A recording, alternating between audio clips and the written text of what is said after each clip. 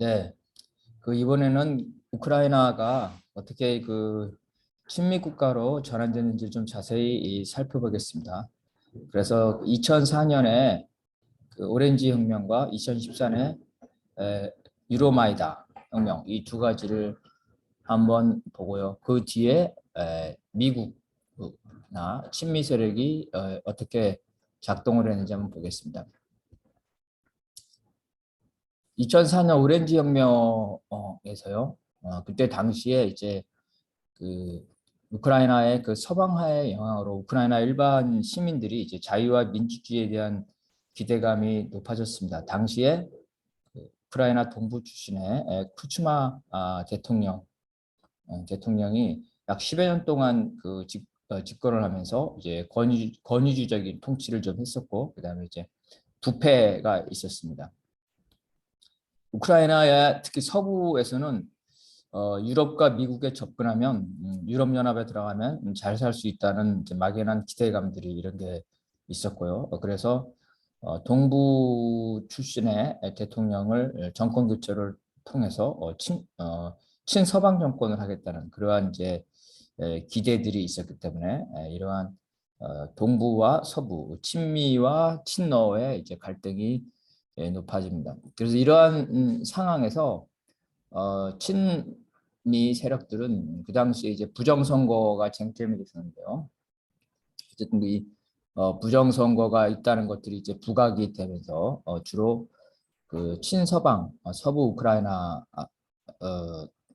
에서 이제 반정부 정서가 이렇게 됩니다. 그래서 이러한 상황에서 친미 세력들이 이를 이제 10분 활용을 해서 재선거를 한 거죠. 그래서 이런 거를 볼 때 2004년 오렌지 혁명의 배경은 이제 쿠츠마 동부 친러 대통령의 어떤 장기 집권, 그다음에 친서방 세력들의 공격. 친서방 세력들은 항상 뭘 요구했냐면 우크라이나가 유럽연합에 가입하고 싶으면 친서방적인 정치 경제적 개혁을 하고 러시아와의 관계를 축소 단절하라는 요구를 했던 거죠. 그리고 이제 젊은 시위제들, 전문 이런 시위제들 오렌지 혁명의 동맹이라고 볼 수 있습니다. 이래서 이제 오늘은 이 젊은 시위제들 이들을 좀 집중적으로 보도록 하겠습니다. 2014년 유로마이다 혁명은 그 폭력 혁명과 비폭력 혁명, 특히 그 극우 나치의 이 무장 쿠데타가 중요한 역할을 했는데 2004년 오렌지 혁명은 비폭력 저항 운동이라고 합니다. 그래서 이러한 비폭력 저항 운동을 통한 체제 전환의 배후에는 이제 미국의 체제 전환 프로그램이 있습니다. 미국은 이제 그 냉전 시기에 중동, 중남미, 아시아의 이제 친미 독재 정권을 묵인하는 편제 반미 정권을 체제 전환을 시켰는데 이럴 때 민주주의와 인권, 독재와 부패 등 이런 문제 제기를 하면서 미국식 민주주의 가치 이것들을 명분으로 하여 친미 정권을 교체했습니다. 잘 알다시피 대표적인 친미적 그인 한국의 그 이승만, 박정희 이 사람들은 이제 친미 정권이면서 독재 정권이죠. 이렇게 같은 독재 정권이라도 친미 정권에 대해서는 그 옹호, 비호를 하고 반미 정권의 경우에는 바로 이제 그 민주주의, 미국식 정부 수립, 친미 정권 수립을 국무성이라든가 CIA라든가 이런 데서 비밀 공작을 쭉 해왔던 겁니다. 우크라이나는 그 소련 붕괴 후에 독립했는데 지난번 말한 것처럼 친서방의 서부 대통령이나 친러의 동부 대통령들이 번갈아 가면서 집권을 했는데 정도의 차이는 있었지만 우크라이나 서부의 친미 대통령에서 뭐 유센코라든지 포로센코 같은 사람 이러한 친미 정권이라 해서 그 이 친러 정권보다는 어떤 민주주의나 부패가 큰 차이가 있었던 건 아니다. 유센코 대통령도 국회를 2번이나 해산시켰다 그랬죠. 민주주의의 문제가 많았고 이 포로센코 대통령은 이제 그 우리로 치면은 재벌 대통령이기 때문에 그 이 부패 문제가 있었습니다. 대통령에 됐지 못했지만 티모셴코라는 친미 대통령도 역시 부패 문제로 본인과 가족이 구속당했다. 그래서 친러 정권은 그 비민주적이고 부패하고 친미 정권은 그렇지 않다. 그런 거는 아니라는 거죠. 어쨌든 이런 이제 그 10년의 독재라고는 할 수는 없죠. 선거를 통해서 했어요. 어쨌든 장기 집권이죠. 이 장기 집권인데 그 친러 정권을 전복한 주인공은 이제 친미 엘리트와 젊은 시대들인데 이들에 대해서 살펴보는 겁니다. 자, 우크라이나인들은 서부 우크라이나는 폴란드의 식민지 시절을 거쳤습니다. 그리고 2차 대전 직후와 소련 붕괴 직후 주로 이제 서부 우크라이나 쪽 사람들이 캐나다와 미국으로 이주를 했는데요. 이들 이주한 사람들은 개신교, 유대인 등으로 해서 우크라이나에 동화되기 어려운 사람들이 많았다. 우크라이나는 이제 그 러시아 정교회와 우크라이나 정교회가 다수니까 정교적으로 소수인 사람들이 있었고요. 또 이제 넘어간 사람 중에서는 그 2차 대전 때 나치에 협력을 해서 우크라이나에 살 수 없는 그러한 사람들도 있었습니다.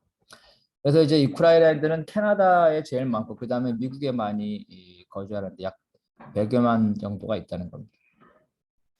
그래서 이들은 이제 그 소련 붕괴 이후 우크라이나가 서구화되면서 우크라이나로 다시 돌아왔고요. 이들이 바로 이제 미국의 지원 아래 그 우크라이나에 내에 그 친미 세력을 형성하는, 그래서 친미 반공 방 러시아 세력으로 성장을 하게 됩니다. 대표적인 게 이제 그 유시엔코 대통령의 부인 카테리나라죠. 사람도 미국에서 태어났습니다. 그래서 국무성에서 하는 일이 우크라이나 같은 제3세계를 민주주의와 인권 문제로 해가지고 친미 국가로 전환시키는 이러한 역할을 했고요. 그래서 미국 내 우크라이나계 미국인들을 육성시키고 또 이제 우크라이나인들을 미국에 초대를 해서 친미 정치인으로 하는 역할, 이러한 미국 우크라이나 친선재단을 설립했다는 거죠. 그 중에 한 명이 바로 유센코 대통령이고 이 둘이 만나서 이제 결혼을 했다. 그래서 우크라이나의 엘리트 친미 세력을 육성하는 일, 이러한 일을 했다는 거죠. 그래서 이런 배경으로 친러 세력은 유센코의 부인을 유센코를 배후 조종하는 미국의 고위 척자로 비난해왔다. 다만 재판에서는 이제 이런 것들이 증명되지 않았다, 이렇게 결론이 나왔다고 했습니다.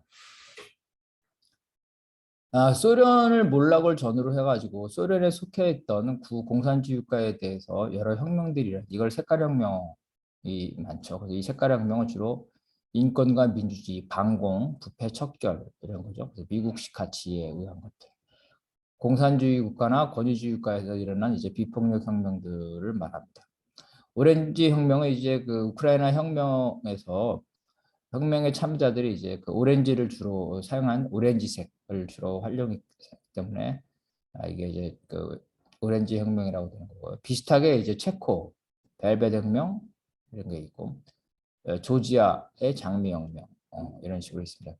벨라루스의 청바지 혁명 이런 식으로 러시아는 눈꽃 혁명, 중국은 제스민 혁명 이런 식으로 물론 여기에 이제 그 색깔은 않더라도 이제 홍콩의 우산혁명, 우산의 색깔을 얘기를 하는 거겠죠.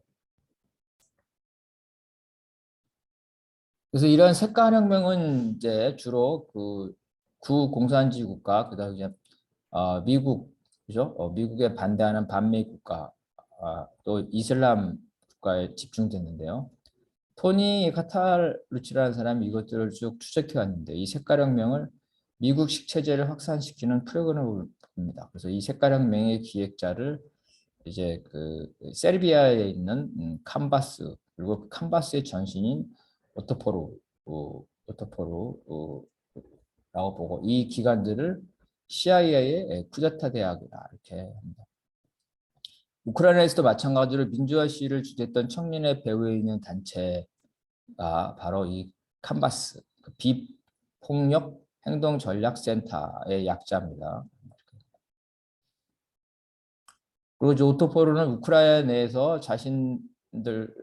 자신들과 같은 활동을 하는 비폭력 저항으로 체제전을 하는 그러한 청년운동 그룹 포라를 지도를 했습니다. 2024년에 쿠데타 때 이제 비폭력 저항 운동은 캄바스가 지원했다는 거죠. 그러니까 2004년에는 오토포르가, 2014년에는 캄바스가 개입을 했다는 겁니다. 이 이제 오토포르 혹은 캄바스는 구소련 혹은 이제 그 반미 국가의 체제 전환 비폭력 혁명을 통한 체제 전환 프로그램에 관여를 하고 있는데요. 조지아 혁명 때 조지아 혁명에는 이제 그 구성원인 슬로보단 지노비치라는 분이 이제 가입을 했고요. 그래서 여기들이 이제 조지아 학생운동 그룹인 크마라를 훈련을 시켰다는 겁니다. 그래서 이 크마라가 역시 이 장미혁명 때 조지아의 그 대통령을 사임시키는 데 큰 역할을 했다. 혁명 시위대에서 길거리에 비폭력 평화 시위를 주도했다는 거죠. 근데 이러한 미국의 이 비폭력을 통한 혹은 시위를 통한 체제 전복, 이건 사실은 냉전 시기부터 이렇게 선전선동 전략으로 이렇게 있었는데요. 이것들이 이제 나치로부터 그 시사받은 게 많습니다. 이 나치가 이제 선전선동에 뛰어났는데 그 친나치 정권을 수립하기 위해서 유럽과 중남미에서 선전활동을 하고 친나치 세력을 은밀하게 이제 지원했습니다. 여기에 대응하기 위해서 미국도 이런 선전활동을 군사작전의 일환으로 쭉 시작을 해왔다는 거죠. 그러니까 각 군에 이런 심리 작전반들이 쭉 있었고 이런 것들이 하는 게 주로 이제 유언비어 살포, 폐업, 파업, 철시 등을 이제 현지인을 동원해서 동원하는 겁니다. 이런 것들이 이제 CIA에 통합돼서 편입되었다는 겁니다. 가장 이제 대표적인 교란이 이제 방송이죠. 우리 방송. 북 북이나 중국, 자유 아시아 뭐 이런 거죠.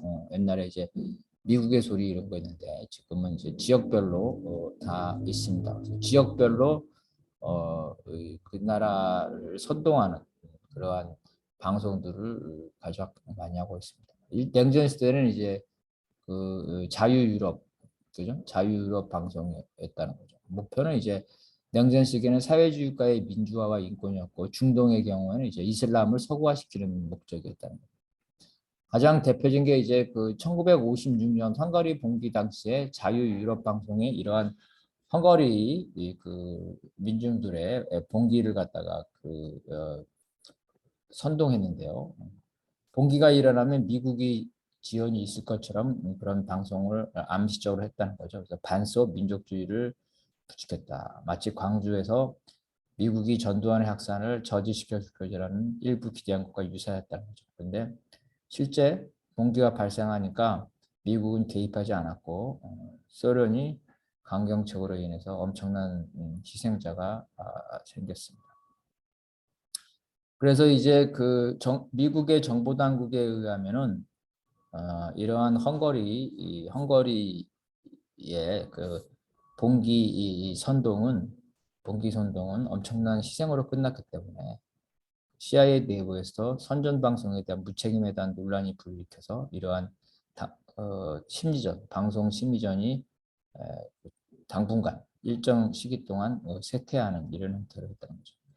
조지아와 우크라이나에서 전쟁도 마찬가지죠. 러시아와 전쟁을 하면 미국이 개입해 줄 것처럼 했죠. 그래서 그걸 믿고 조지아와 우크라이나가 무리하게 러시아와 전쟁을 했다가 엄청난 피해를 봤습니다. 미국은 이제 오늘날 각국에서 체제 교란 프로그램을 하고 있는데요. 이 프로그램이 이제 공공 외교라고 포장되어 있습니다. 공공 외교는 그 외국 국민의 인식과 감정의 변화를 일으켜서 미국의 국유의 행동에 이르게 하는 거예요. 간단히 말하면 반미 국가 국민들을 선전선동해서 배후 조정해서 시위나 쿠데타나 봉기를 일으키도록 하는 겁니다. 한국의 이제 CIA 국무부 지원을 받는 단체들이 돈을 받고 라디오나 삐라를 뿌리죠.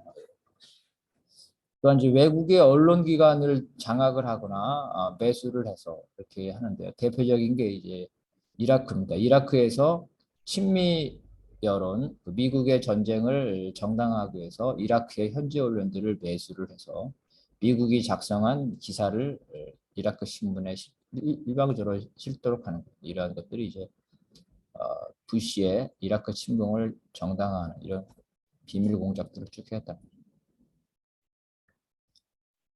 이러한 미국의 이제 비밀 공작은 일종의 비정규전입니다. 비정규전이라 볼 수 있다. 그래서 정기군에 의한 침공이 어려운 경우, 쿠바의 경우는 이제 피그만 침공에서 미 군기나 군함을 갖다가 이제 반란군처럼 유장해 가지고 공격을 했죠. 근데 실패를 했습니다. 피그만 침공을 가짜 게릴라를 침투를 이렇게 안 되니까 쿠바에서 이제 전국 혼란, 전국이 혼란되면 정부가 정치를 제대로 못한다, 치안이 안 좋다. 그래서 정부에 대한 불만이 생겼죠. 사회 혼란을 유발하기 위해서 이렇게 이제 그 관광지나 주요 시설 이런 것들을 파괴합니다. 관광지에서 이제 그 테러, 관광지에서 테러를 일으킨다. 관광지에서 테러를 일으킨 이유는 그 관광을 축소시켜서 쿠바의 경제적인 타격을 입히기 위해서, 쿠바의 이미지를 타격을 입히기 위해서 쿠바계 미국인들을 뒤에서 배후 조종을 해서 관광지에서 테러를 하는 거죠. 영화도 나와 있습니다. 이런 영화도 사실에 근거해서. 그 게릴라전이 안 될 때는 이제 비밀 공작을 하는 거죠. 이럴 때 주로 그래서 이란에 대해 비밀 공작을 한다면 미국에 있는 이란계, 그죠? 이란계 미국인들을 활용을 하는 겁니다. 그래서 이제 1954년에 모사데그 정보를 정복시켜서 바로 이런 이제 했는데 다층적으로 공작을 하는데 언론과 군대를 매수를 합니다. 그리고 이란 출신의 미국 갱단을 매수해서 사회 혼란을 일으키는 데모를 하는데 그 데모 방법이 여러 가지. 그러니까 친정부 데모를 하다가 갑자기 이슬람 사원을 파괴해서 현 정권이 모사데그 정권이 그 이슬람을 탄압한다 이런 것들을 하기도 하고 또 깡패들로 하여금 친정부 정부와 반정부 정부를 따로따로 하게 한 다음에 서로 충돌하게 만들었어요. 그래서 또 정부의 지도력에 의문을 품도록 하는 것 이러한 것들을 쭉 해왔다는 거죠. 내란과 분리도 조작을 하는데요. 국가 일부를 독립시키도록 조작하죠. 미국이 파나마 운하를 차지하기 위해서 파나마 지역이 콜롬비아에 있었는데 그 파나마를 독립시켜주는 니들이 그 봉기를 하면 파나마를 독립시켜주겠다 이렇게 사주를 합니다. 그래서 정말 그 지역 사람들이 독립운동을 하니까 미국이 군사적으로 지원을 해서 독립시킨 다음에 그 대가로 파나마 운하에 대한 관리를 하는 것 이런 것들이 멕시코와 하와이에는 이제 백인 이주민을 보낸 다음에 이들에게 그 반란을 일으키도록 한 다음에 반란이 일어나서 내전이 되면 백인 미국인 보호를 명분으로 그 나라를 점령해서 영토를 빼앗거나 그죠? 멕시코가 그래서 영토를 빼앗겼죠. 멕시코 전쟁에서 혹은 이제 식민지 하와이 왕국이죠. 하와이 왕국을 식민지로 만들었다. 칠레 사례에다 보다시피 이제 그 아옌다 대통령을 당선을 막기 위해서 선거 자금을 반대파에 지원하거나 흑색 선전하거나 이런 거죠. 러시아에서는 이제 그 미국의 협조적인 미국이 시키는 대로 하는 엘친을 당선시키기 위해서 엘친에게 선거 자금을 지원하거나 선거운동 전문가를 모스크바에 파견해서 엘친을 위한 선거 캠프를 운영하거나 이런 방식도 했습니다. CIA가 인도네시아에서는 이제 공산당이 그 힘을 막강한 이 공산당을 공격하거나 공산당을 약화시키기 위해서 반대당이 회계정당이죠. 회계정당의 돈을 지원하는 이런 형태도 이슬람에서는 이제 공산당에 약화해서 공산당을 학살하는 그 배후 세력에 이제 미국이 개입하기도 합니다. 그래서 이제 이처럼 미국은 냉전 기간 동안에 체제 전환 이런 것들을 하는데, 그러니까 전면전을 통하지 않는 그 반미 정권의 친미 정권, 이게 소프트 파워, 스마트 전쟁이라 할 수도 있는데 소프트 파워를 바로 구사하고 있다. 바로 이제 그 미국 정부가 했던 이런 소프트 파워를 민간 차원에서 정립해서 특히 이제 비폭력 저항 운동을 체계화한 사람이 바로 진 샤프다. 이게 스위밍 전술이라는 거죠. 그래서 이거는 비폭력 전술로서 야당의 시위를 지원하여 적대적인 정부를 민주적으로 제거하는 방식이다. 그래서 이 시기에서는 이제 인터넷이나 휴대폰 최첨단 네트워크를 활용하는 방식이죠. 그래서 세르비아에서 이것이 성공했고 이러한 방식들이 이후에 색깔혁명, 2004년 우크라이나 오렌지 혁명에도 적용됐다. 진 샤프는 이제 그 미국 CIA나 미국의 우익 재단들의 그 도움을 받습니다. 대표적인 재단이 미국 국립민주주의 기금입니다. 그 돈으로 그 아신타인 연구소를 설립을 하면서 각종 이제 그 전술을 책으로 펴내고 그다음에 실제로 활동가들을 교육 훈련을 시킵니다. 그래서 전 세계를 돌아다니면서 비폭력으로 정부를 전복하는 활동을 자문했는데요. 천안문 사태 직전에 중국을 극비리에 방문해서 중국의 이제 민주화 세력을 지원했고요. 이제 이 사람이 쓴 책이 유명한 책이 시민을 토대로 한 방어 전략. 이런 건 이제 발트 3국 독립 시위에도 영향을 미쳤다. 그 발트 3국 중에 하나 독립 시위를 주도한 리투아니아 국가장관에 따른 이 책은 핵폭탄보다 더 갖고 싶은 책이다. 그래서 리투아니아의 반너 독립운동에 영향을 많이 미쳤습니다. 그 독재에서 민주주의로 해방을 위한 개념체제 이러한 것들도 역시 공산 정권이나 반서방 정권을 타도하는데 유효한 전술을 제출하고 있습니다. 미국은 이제 그 베를린 장벽 붕괴, 냉전 붕괴 이후에 진 샤프의 개념을 받아들여서 소프트 파워를 전략을 구체화한 이제 전방위 지배 전략이라는 걸 수립해요. 그러니까 무기를 쓰지 않는 그죠? 전투가 없이 그 반미 국가를 전복하는 총성 없는 전쟁이죠. 다양한 방식으로 전방어적으로 적대 국가를 무력해야 된다는 거죠. 이 그림은 뭐냐면 이제 그 아까 말한 그 칸바스, 이 칸바스는 뒤에 나오는데 진 샤프의 영향을 받은 겁니다. 진 샤프의 영향권에 있어요. 이 칸바스로부터 훈련과 교육을 받은 각국의 비폭력 저항 운동 단체들이 칸바스의 상징인 주먹을 자신의 상징으로 활용하고 있다는 겁니다. 물론 이제 일부 단체는 직접 교육이나 훈련을 받았고 일부 단체는 간접적인 영향을 받은 것으로 알려져 있습니다. 이렇게 보게 되면 세계 각국에 다 있다는 거죠. 세르비아, 조지아, 러시아, 베네수엘라 다 있네요. 그죠? 이런 식으로 각 나라마다 영향을 미치고 이렇게 뒤에서 배후 조정을 하고 있다. 자, 캔버스는 2005년에 설립됐고 그 전에 이미 그 오트포르라는 조직에서 발전을 했다는 겁니다. 그래서 이 오트포르 조약은 바로 이제 그 반서방적인 밀로세비치의 반대 운동을 하면서 성장을 했다는 거죠. 위크리크스에 의하면은 이 단체는 이제 CIA 자금을 받고 특히 세르비아의 그 혁명의 때는 그 CIA로부터 자금과 훈련을 받았다는 겁니다. 이 단체는 이제 세르비아 정당 건설을 해서 선거에 참여했으나 참패했고 그 이후에는 이제 세계 각국의 비폭력 저항 운동을 뒤에서 지원, 육성을 하고 있습니다. 이들 홈페이지에 따르면 전 세계 50여 개국의 시위에 관여를 해왔고요. 아까 말한 대로 진 샤프의 아신타인 연구소의 지원을 받고 있고 진 샤프의 비폭력 이론을 자신들의 전술과 매뉴얼로 발전을 시키고 있습니다. 그러니까 진 샤프의 후계라고 보면 되겠죠. 세대 교체가 됐다. 진 샤프에서 칸바스로 이렇게 돼 있다는 겁니다.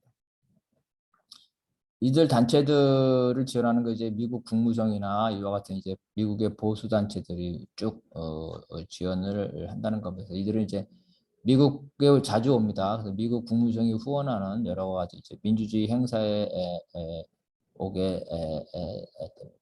그래서 이들 단체들이 스스로 이제 그 진시아프의 후계자라 이렇게 자처를 하고 있습니다.